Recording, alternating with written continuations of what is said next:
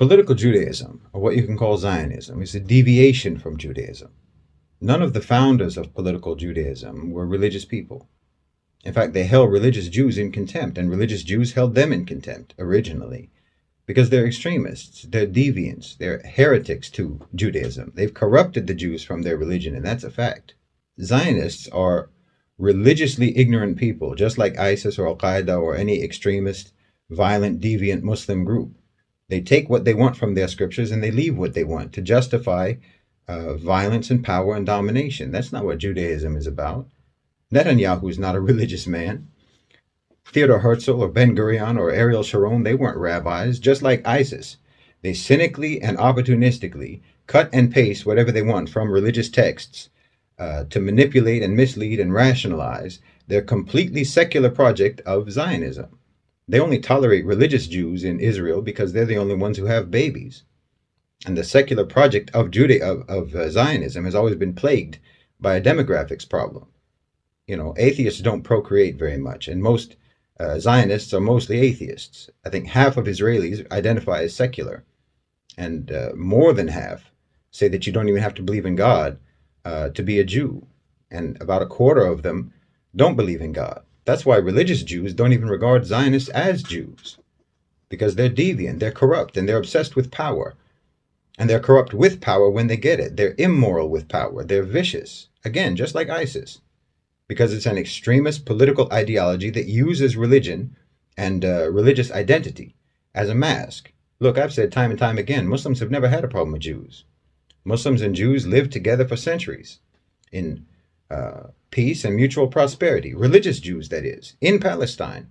We always lived together, even if that meant that we had to bring Jews back into lands after the Muslims took them over because other people had exiled them. The Jews are the descendants of Ishaq. The Arabs are the descendants of Ismail. We're cousins.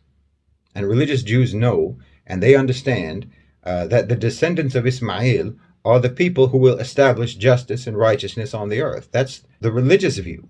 Religious Jews know that. Rabbis know that. They know that religiously they're not supposed to have a kingdom in Palestine. They're not supposed to have a kingdom in Jerusalem, but they are supposed to live safely under the protection and the leadership of their cousins, under the Muslims. That's the religious position, and that's what actual history evidences to have been true and to be true, because that's the only time and the only place when Jews were safe and where they were safe, and that was under Muslim rule. Look, the Jews are ruling Palestine now. Are they safe? Is their religion protected? No, they've lost their religion. They've corrupted their religion. They've put themselves under the Christians, under the West, under the United States, and it has ruined them. They put themselves under the protection of the people who have only ever hated them, who've only ever been cruel towards them, and they turned them against the people who have only ever been benevolent towards them. And the people who their own religion teaches them are the people of justice and goodness. This is Zionism. Political Judaism. It's not Judaism. It's not the religion. I mean, yeah, you will find ayat in the Quran that criticize and chastise Jews, but that's specifically irreligious Jews, Jews who disobeyed their own laws. And you'll find those same types of Jews being criticized and chastised in the Torah, even more harshly. It isn't criticism of them as Jews, but criticism of religious disobedience, of rebelliousness against God. And that's what the Zionists are today. They're irreligious, disobedient, rebellious deviants. They're rebellious against God, and that's why they're so ruthless and so barbaric. That's why they bomb hospitals and murder babies and try to starve people and make them die of thirst, blow entire families to pieces. They're cousins, the people of justice and righteousness. That's why there's such an abnormal level of brutality. Why the Zionists are so savage and unnatural. Because they're unholy.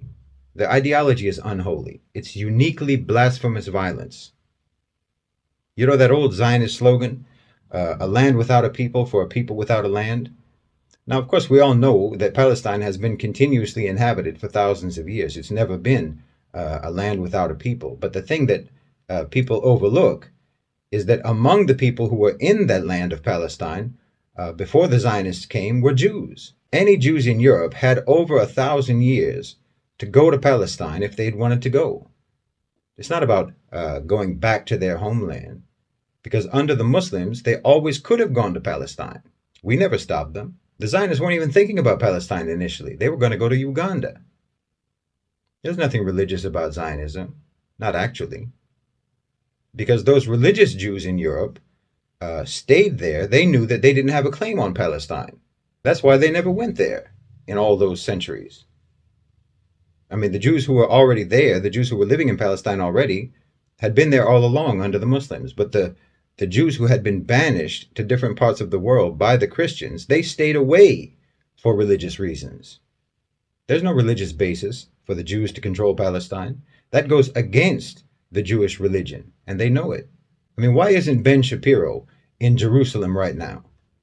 Why doesn't he live in Israel? He's living in California. Well, he's just like those extremist Muslim keyboard jihadi types, you know, who go on and on about Sharia and Khilafah and Islamic State and all of that. But you couldn't pry them out of their suburban homes in Houston or Los Angeles because they know they're just talking rubbish. Ben Shapiro claims to be an Orthodox Jew. Well, the only evidence that there is that he is an Orthodox Jew is exactly the fact that he doesn't live in Israel, because Orthodox Jews know it's wrong.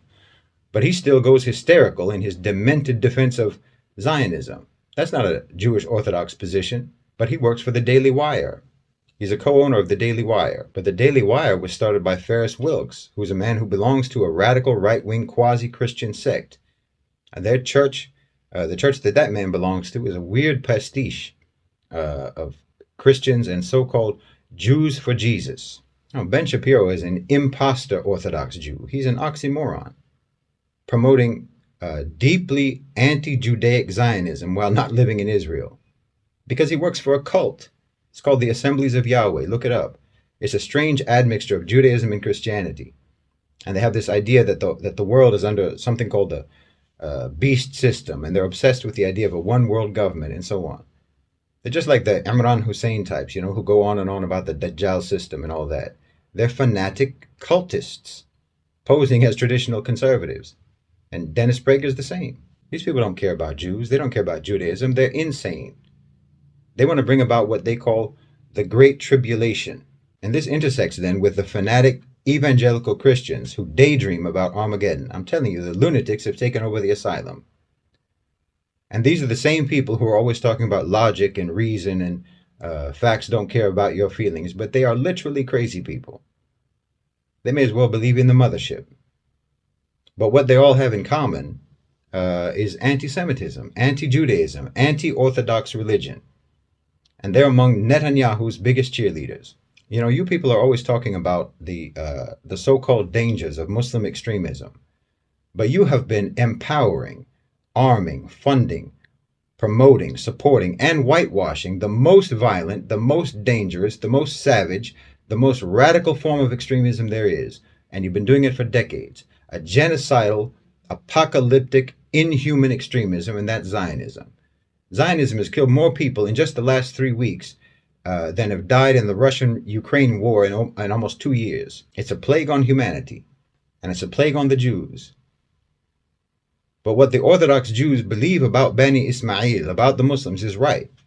What they say about the Muslims is right. What they believe about the Muslims is right. We are the people who will establish justice and righteousness and integrity on the earth. It's the Muslim world that's been mediating during this conflict. It's the Muslims who've been engaging in nonstop diplomacy. It's the Muslims who are trying to achieve a ceasefire.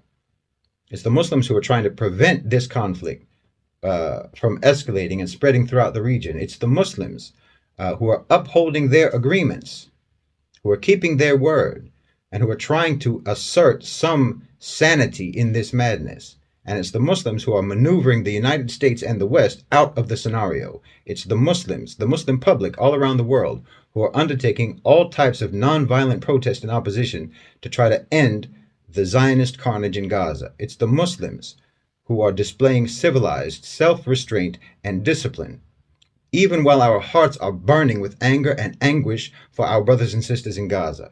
And it's the Muslims, just like in Malaysia, where they're boycotting Starbucks so strong that that company might have to shut down in that country. It's the Muslims who are pioneering a new approach and a new philosophy of political activism that can potentially empower the masses all around the world to confront the tyrannical power of the private sector.